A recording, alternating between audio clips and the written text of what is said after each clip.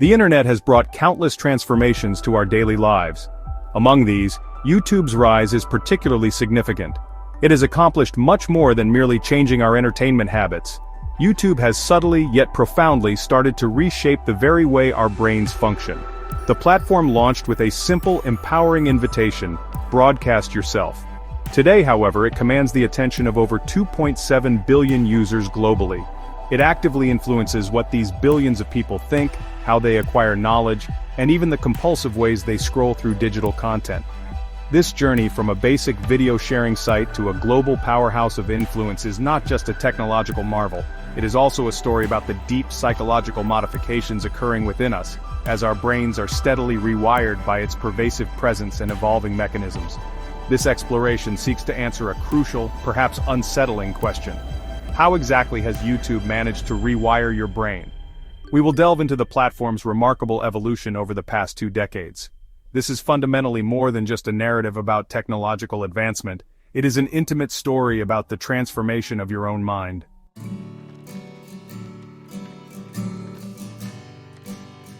The year was 2005.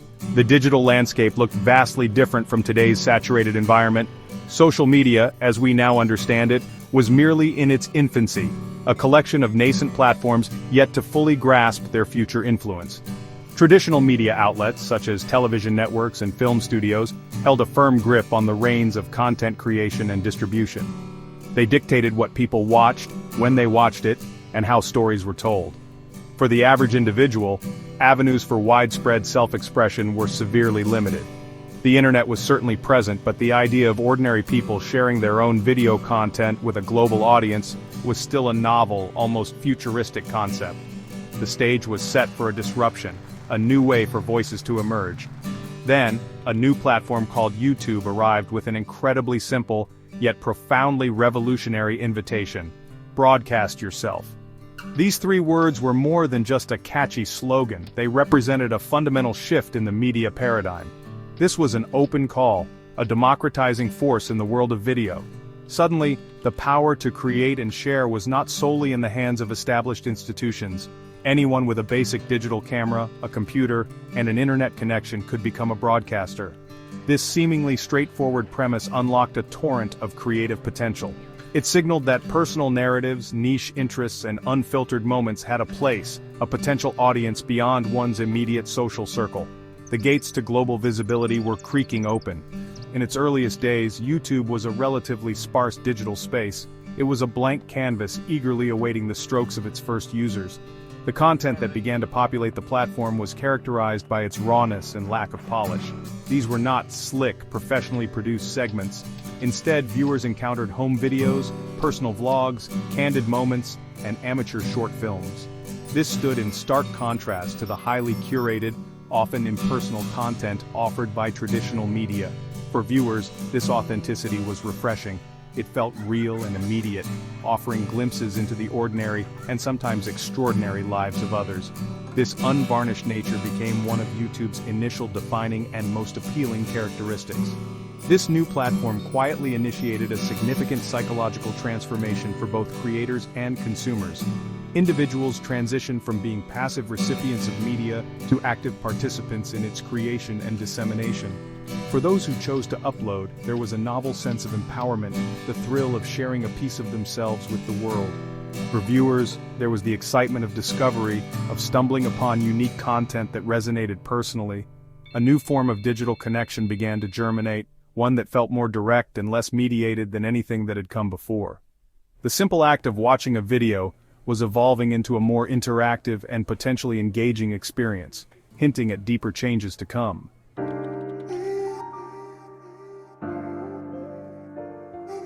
The first wave of individuals who gained popularity on YouTube were not the traditional celebrities we knew from television or movies. They were, for the most part, ordinary people.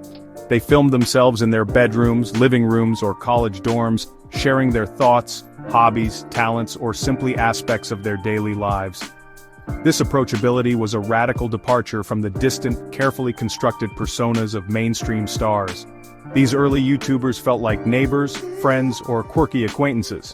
They were relatable because their environments and presentations were often unpretentious and familiar. This made the content feel personal, as if shared directly from their world to the viewers. The line between performer and audience started to become wonderfully indistinct. A key element fueling this new dynamic was the perception of these creators as accessible celebrities. Unlike famous actors or musicians who seemed to exist in a far-off galaxy, early YouTubers were reachable. The platform's comment sections became vibrant spaces for interaction. Viewers could leave messages, ask questions, or offer feedback directly beneath the videos they watched. Crucially, many creators actively engaged with their audience, responding to comments and acknowledging their viewers. This direct line of communication was unprecedented on such a broad scale for media figures. It fostered a sense of proximity and mutual recognition that was deeply compelling, making the stars feel less like idols and more like peers sharing a digital space.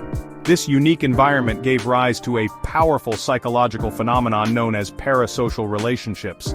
These are one-sided emotional connections where a viewer develops strong feelings of knowing, and even friendship or intimacy, with a media figure they have never met. The brain, particularly in the absence of clear social cues distinguishing mediated interaction from face-to-face contact, can struggle to differentiate. Viewers might feel they genuinely understood the personality struggles and triumphs of a YouTuber they watched religiously. This illusion of intimacy was powerful, creating a bond that felt surprisingly real, even though the creator was often unaware of the specific individual viewer's deep investment. The development of these strong parasocial bonds had a significant impact on viewing habits and platform loyalty. When viewers felt a personal connection to a creator, they were more likely to become regular, dedicated followers. Watching new videos from their YouTube friends became a routine, an anticipated part of their day or week. This wasn't just about consuming content anymore, it was about keeping up with individuals whose lives and narratives they had become emotionally invested in. This early cultivation of audience loyalty, built on perceived intimacy and accessibility, laid the essential groundwork for the future influencer economy.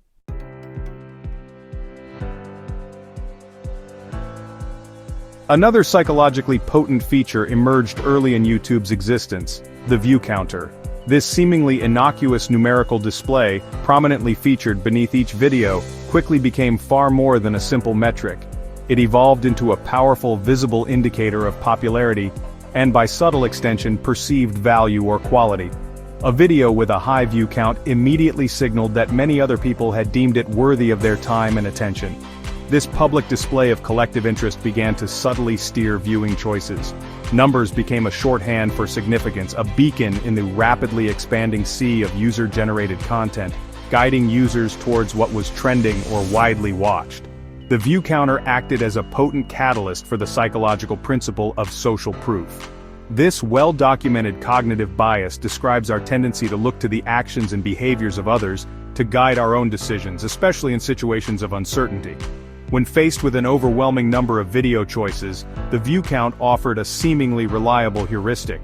If millions of people had watched a particular clip, the subconscious reasoning was that it must be entertaining, informative, or otherwise important. This reliance on the crowd's wisdom simplified decision-making. The little number became a psychological nudge, subtly influencing clicks and shaping collective taste on an unprecedented scale across the platform. Many of the earliest viral videos, such as Charlie Bit My Finger or David After Dentist, achieved their widespread fame almost by accident. These were not carefully orchestrated campaigns designed for maximum impact. Instead, they were often spontaneous, unpolished, and deeply authentic moments captured on camera. The charm of these clips lay in their genuineness. They were relatable slices of everyday life, showcasing universal human experiences like sibling interactions or the amusing effects of anesthesia. The creators were typically not seeking fame or deliberately trying to manipulate audience emotions. They were simply sharing a moment, and that raw honesty resonated powerfully with millions of viewers around the globe. This pervasive authenticity, combined with the clear signals of social proof from view counts, created a unique and compelling viewing experience during YouTube's initial phase. There was a palpable sense of shared discovery as these videos organically spread. Viewers felt they were part of a collective experience, laughing or marveling together at the same quirky, funny, or touching content. This fostered a novel sense of human connection across screens, even though it was mediated by technology. It was this early magic, the blend of unfiltered reality and communal validation, that cemented YouTube's place not just as a video repository, but as a burgeoning cultural force. The broadcast era was truly underway.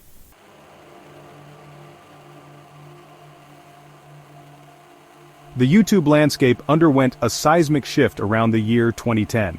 A pivotal development occurred that would forever alter the platform's trajectory: the widespread introduction of the YouTube Partner Program. This program allowed creators to monetize their content through advertising revenue. Suddenly, what had been primarily a hobby, a means of self-expression, or a way to share niche interests, now held the potential to become a viable career. The prospect of earning a living from making videos attracted a new wave of ambition. Authenticity, once an organic byproduct of passion, started to intertwine with strategic business considerations. The platform was no longer just about broadcasting oneself, it was about building an enterprise. This financial incentive triggered a visible and rapid transformation in the creators themselves and the content they produced. The era of grainy bedroom vlogs and spontaneous, unedited clips began to fade, replaced by a more polished and professional aesthetic. Creators invested in better cameras, sophisticated microphones, and advanced editing software. Simple home backgrounds gave way to carefully designed sets or dedicated studio spaces. Production quality soared as individuals and newly formed teams honed their skills. They learned the crafts of lighting, sound design, and compelling storytelling. The You in YouTube was evolving from an amateur enthusiast into a dedicated, skilled content producer aiming for higher standards.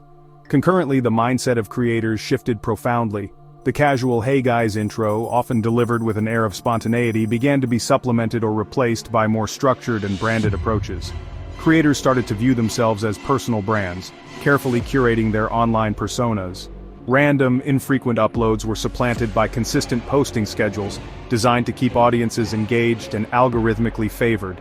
Content planning became more meticulous, with an eye on trends, audience analytics, and optimization for views and subscriptions. While genuine passion often remained, authenticity itself could become a calculated element of the brand, strategically deployed to foster connection while maximizing growth and revenue potential. For the audience, this professionalization brought undeniable benefits in terms of content quality and variety. However, it also subtly altered the psychological dynamic of their engagement. The raw, direct connection of the early days, rooted in shared discovery and perceived unfiltered reality, began to morph. As content became more polished and creators more brand aware, the relationship subtly shifted. The primary psychological drive for viewers, once centered on pure connection and community, started to incorporate elements of consumption more overtly. Viewers were still connecting, but they were also increasingly consuming a product, carefully crafted and marketed for their attention, steering them towards a new kind of engagement.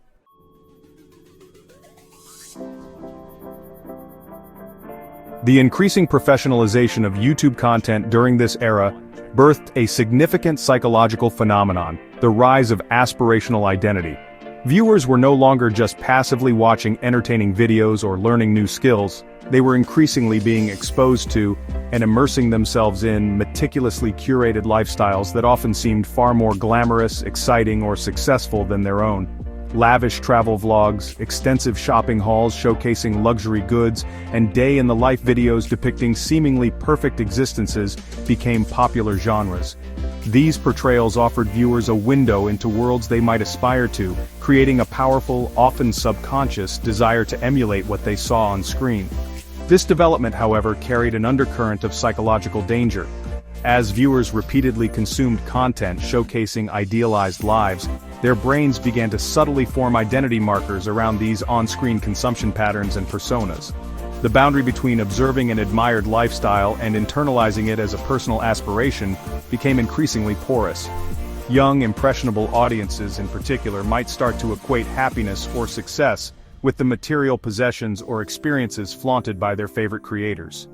The digital representations began to shape real-world desires and self-perception, often without conscious awareness of this subtle but pervasive influence. Entertainment was slowly morphing into a blueprint for self-worth. In this evolving ecosystem, creators increasingly became walking, talking advertisements, whether intentionally or simply as a byproduct of their content. Brand deals, sponsored videos, affiliate marketing links, and product placements became seamlessly integrated into their narratives. Because of the lingering parasocial bonds forged in YouTube's earlier era, these endorsements often felt less like overt advertising and more like trusted recommendations from a knowledgeable friend.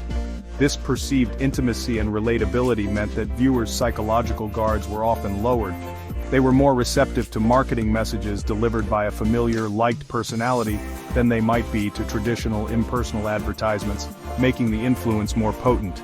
The downstream effect of this aspirational content and friendly-faced marketing was a noticeable shift in viewer buying decisions.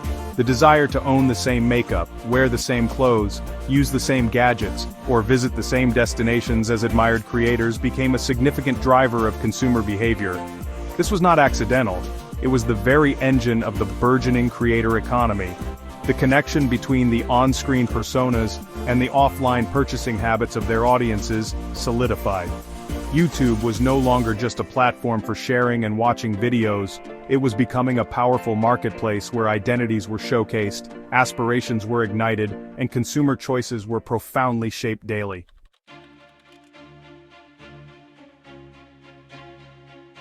As the creator economy matured, platform features evolved to further cement viewer engagement, often by tapping into deep-seated psychological triggers. The introduction and widespread adoption of the notification bell became a particularly potent tool. Each notification ping or scheduled premiere served as a digital summons, a reminder that something new and potentially unmissable was available. This created a pervasive sense of urgency, a feeling that the flow of information and entertainment was relentless and ever-present. The digital world was always on. This constant barrage of new uploads, coupled with the social nature of following creators, cultivated a powerful fear of missing out, or FOMO, on an industrial scale. Viewers worried that if they didn't keep up with the latest videos from their favorite channels, they would be left out of online conversations, miss important updates, or fall behind on trending topics. This anxiety wasn't just about missing content, it was about missing a shared experience, a perceived connection with both the creator and the wider community of viewers. The pressure to stay current became a significant, often stressful aspect of being a YouTube user in this era. The platform's design, emphasizing subscriptions and notifications, subtly reinforced this feeling. Ultimately, this dynamic transformed YouTube for many from a source of entertainment into a perceived social necessity. The fear of missing out, the constant notifications, and the structured programming of creators all contributed to a cycle of continuous, often compulsive, engagement.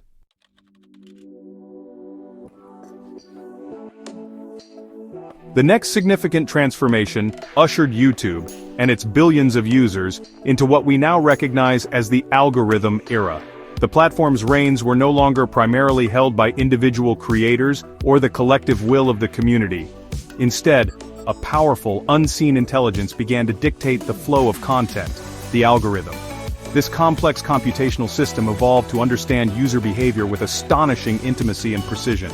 It silently observes every action, learning your preferences, your habits, and even your unspoken desires.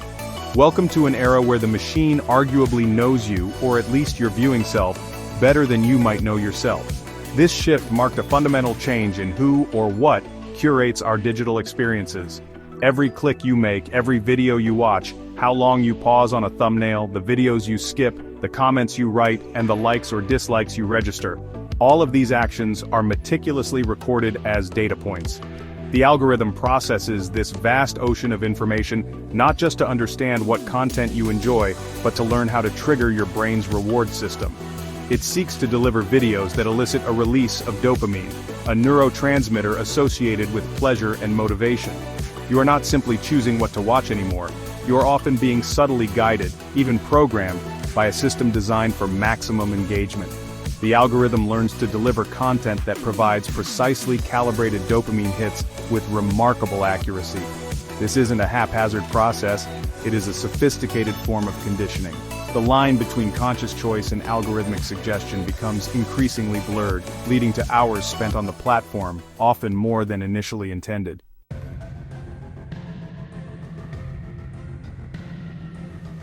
A striking psychological consequence of the algorithm era is the noticeable change in our collective attention spans.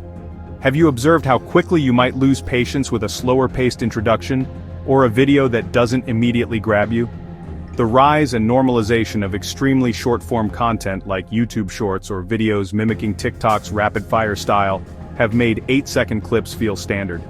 Conversely, longer, more in-depth content can now seem daunting or even exhausting to engage with. This is not a universal personal failing. Rather, it is a widespread adaptation to a new media environment that prioritizes brevity and constant stimulation over sustained focus. The human brain possesses remarkable neuroplasticity, meaning it can reorganize itself by forming new neural connections throughout life. When consistently exposed to rapid-fire content, quick cuts and constant context switching, the brain adapts. It becomes rewired for this mode of rapid consumption, expecting and seeking novelty at an accelerated pace. Sustained attention, the ability to concentrate deeply on a single subject for an extended period, becomes a more challenging cognitive exercise. It's not that your inherent ability to focus has vanished, but the mental muscles for it are exercised less frequently in these digital environments. Human attention, once a more continuous resource, is now often broken down into tiny, discrete micro-moments. The platform, driven by its algorithmic imperatives, thrives on capturing these slivers of focus. This has profound implications not just for content consumption, but potentially for deeper cognitive processes like critical thinking, reflection, and the ability to engage with complex narratives or arguments without distraction.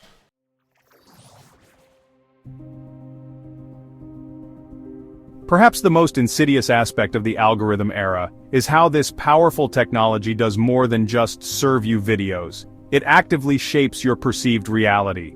The highly personalized feed you encounter each time you open YouTube is not an objective window onto the world. Instead, it is more like a meticulously crafted mirror, reflecting a version of reality that the algorithm believes you want to see, or that will keep you most engaged. This curated stream becomes, for many, a primary source of information and a lens through which they interpret events. The subtlety of this shaping process makes it incredibly powerful, and often difficult to discern. Within this personalized environment, you are often not being exposed to a wide spectrum of information or diverse perspectives. Instead, the algorithm frequently delivers content that confirms your existing biases, preferences, and beliefs. It learns what you tend to agree with, what elicits a strong emotional reaction, or what aligns with your current worldview, and then it provides more of the same.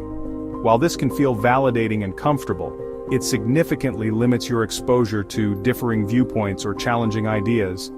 You are, in effect, getting more confirmation of what the algorithm determines you already think, rather than a broad exploration of what is available. This dynamic inevitably leads to the creation of highly sophisticated and deeply entrenched echo chambers. Users can find themselves enveloped in these digital spaces without even realizing they are there. The societal danger posed by these algorithmic echo chambers is immense and multifaceted.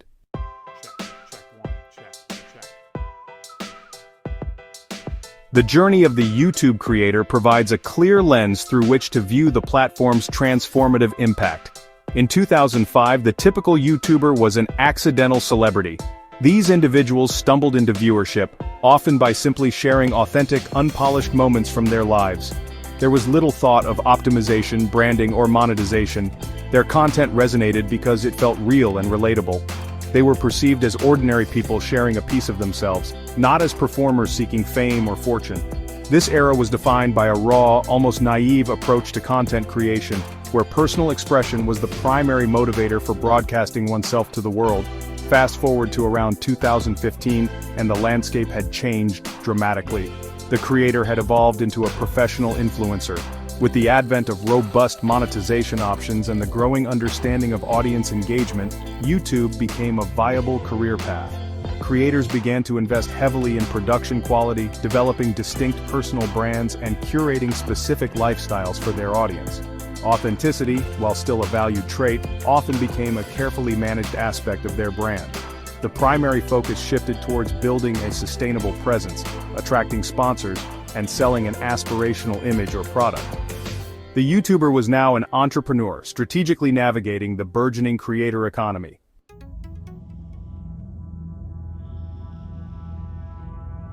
The transformation of YouTube has not only reshaped creators, but has also led to significant rewiring of the viewer's brain. Consider the neural pathways of an average internet user in 2005 compared to today. The earlier user was likely more accustomed to traditional media consumption patterns, characterized by longer-form content and less immediate interactivity. Today's user, however, has a brain continually adapting to YouTube's dynamic environment. This adaptation occurs due to neuroplasticity, the brain's remarkable ability to reorganize itself in response to new experiences and stimuli. The platform has become a persistent conditioning agent, shaping cognitive habits. One of the most prominent forms of this conditioning is the expectation of instant gratification. YouTube's vast library, combined with algorithmic recommendations, ensures a virtually endless supply of novel content available at a click. This constant availability trains the brain to anticipate and seek immediate rewards. If a video doesn't capture attention within seconds, it's easy to switch to another. This differs markedly from earlier media, where patience was often required. The dopamine hits associated with discovering something new and engaging are delivered rapidly, reinforcing a cycle that can make delayed gratification in other areas of life feel more challenging for many users. Another significant aspect of this neural rewiring is the conditioning for rapid context switching.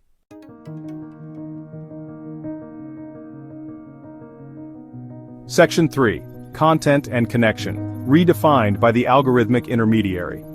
The transformation across YouTube's eras has fundamentally reconfigured the very nature of connection and content on the platform. In its nascent phase, connection felt more direct, almost intimate.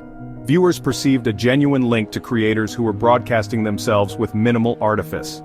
Comment sections were lively forums for interaction, and the sense of community was palpable. While parasocial elements were present, the overall feeling was one of shared discovery and accessibility. The connection, though mediated by a screen, often felt surprisingly human and less transactional than what would follow in subsequent years. As YouTube matured into the creator economy and then the algorithm era, the nature of content underwent a radical shift. Initially, content was diverse, often quirky, and driven by individual passions. It was less about following trends and more about personal expression. However, with monetization and algorithmic prioritization, content creation became more strategic. Production values soared, but so did the pressure to conform to what was popular or algorithmically favored. Content became increasingly optimized for engagement metrics, watch time, click-through rates, and shareability. The what and why of content creation were reshaped by these new systemic incentives. The most profound change is arguably the role of the algorithm as the dominant intermediary. It now stands between the creator and the viewer, shaping what is seen, by whom, and how frequently. While creators still produce content and viewers still consume it, the algorithm's goals, often centered on maximizing platform engagement and ad revenue, heavily influence this interaction. This can lead to a situation where content that best serves the algorithm's purpose is amplified, regardless of its intrinsic quality or its contribution to genuine human connection. The direct line between creator and audience is now filtered through this powerful computational lens. This overall transformation marks a significant psychological shift for everyone involved. YouTube, once primarily a tool for individual expression and video sharing, has evolved into a complex ecosystem that actively molds its participants. The platform's architecture, driven by algorithmic intelligence, conditions viewers for specific consumption habits and pressures creators to produce content that aligns with its systemic demands. The connection sought is often with the content stream itself, rather than with other individuals. Understanding this evolution is key to navigating the digital landscape consciously, recognizing how both content and connection have been fundamentally redefined in the age of the algorithm.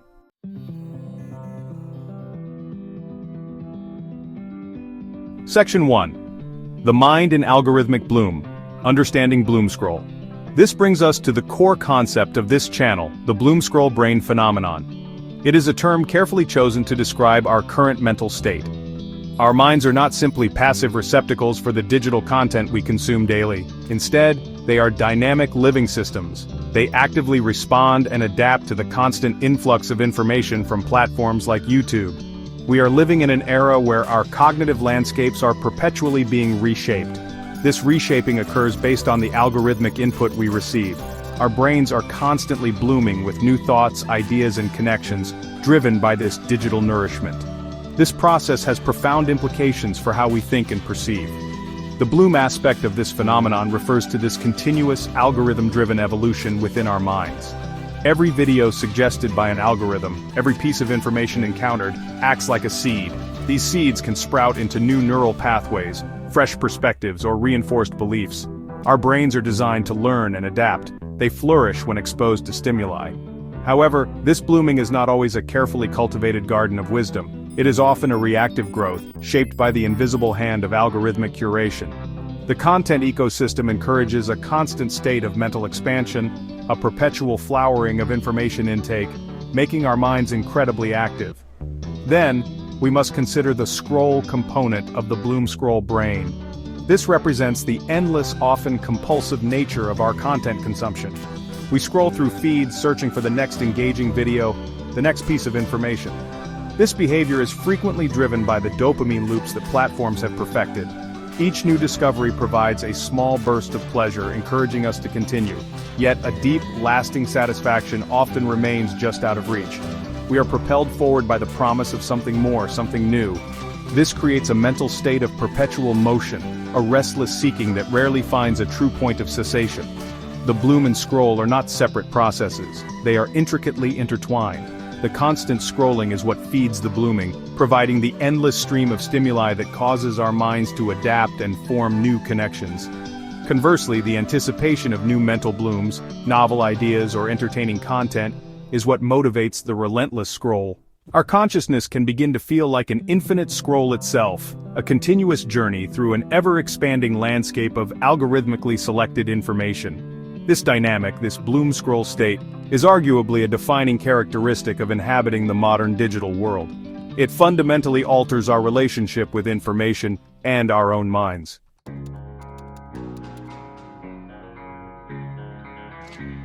Section 2: Digital Consumption as Identity, the Self in the Stream. The bloom scroll brain phenomenon extends beyond mere cognitive function. It deeply impacts our very sense of identity. The constant process of our minds blooming with new information and scrolling through endless feeds is not a passive activity. It is an active engagement that profoundly shapes who we understand ourselves to be. The videos we choose to watch, the creators we decide to follow, and the online communities we participate in all contribute to our internal landscape. These digital interactions are not separate from our lives. They become integral threads in the fabric of our personal narratives and self-perception. Our experiences online mold our thoughts about the world and our place within it. Algorithms play a significant role in this modern identity formation. As these complex systems learn our patterns, they curate increasingly personalized realities for us. We are shown content that resonates with our existing beliefs, our aspirations, or the kind of person the algorithm infers we want to become. This constant reflection, this tailored stream of information, can reinforce certain aspects of our self-image while potentially diminishing others. We might see versions of ourselves amplified or idealized personas presented as attainable. This curated exposure subtly solidifies particular self-perceptions, making our online echo chambers feel like true representations of our inner world. Consequently, the lines between our online activities and our core identities become increasingly blurred.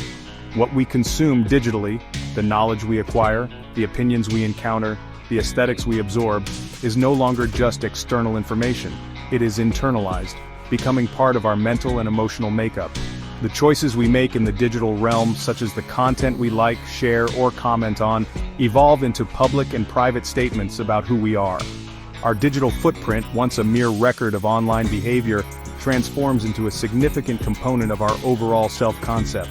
We begin to define ourselves and are defined by others through these digital expressions. Ultimately, this leads to a profound realization. Our digital consumption is not merely adjacent to our identity, it is increasingly becoming a central pillar of it. The bloom scroll brain ensures that every video watched, every interaction engaged, and every algorithmic suggestion followed contributes to the ongoing construction of who we are. Your identity is actively blooming and evolving with every scroll through your digital consciousness. Understanding this deep entanglement between our online lives and our sense of self is absolutely crucial. It is the first step towards navigating this complex digital landscape with greater awareness and intention, ensuring our identities are shaped by conscious choice rather than passive consumption.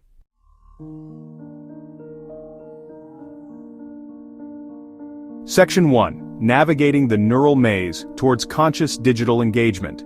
YouTube's evolution is a story of profound technological change. It is also a story about our own minds. We have journeyed from the platform's simple broadcast-yourself origins. We have seen it transform into a complex, algorithm-driven global force.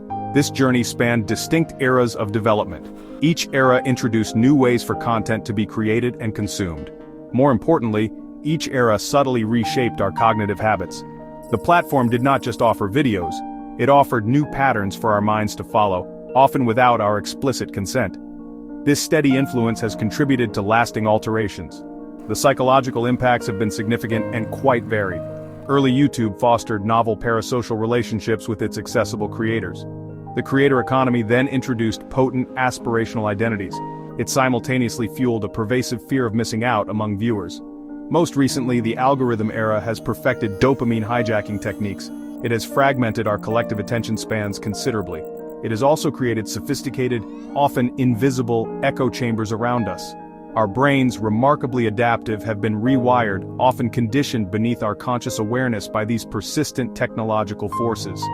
This ongoing transformation directly leads to the bloom scroll brain phenomenon. Our minds continually bloom with algorithmically fed content every single day. We scroll endlessly through feeds, seeking the next digital stimulus, the next fleeting hit of engagement. This dynamic process shapes not only our immediate thoughts but our very identities in the long term. Digital consumption is no longer a peripheral activity for many individuals. It is deeply intertwined with how we see ourselves and the wider world.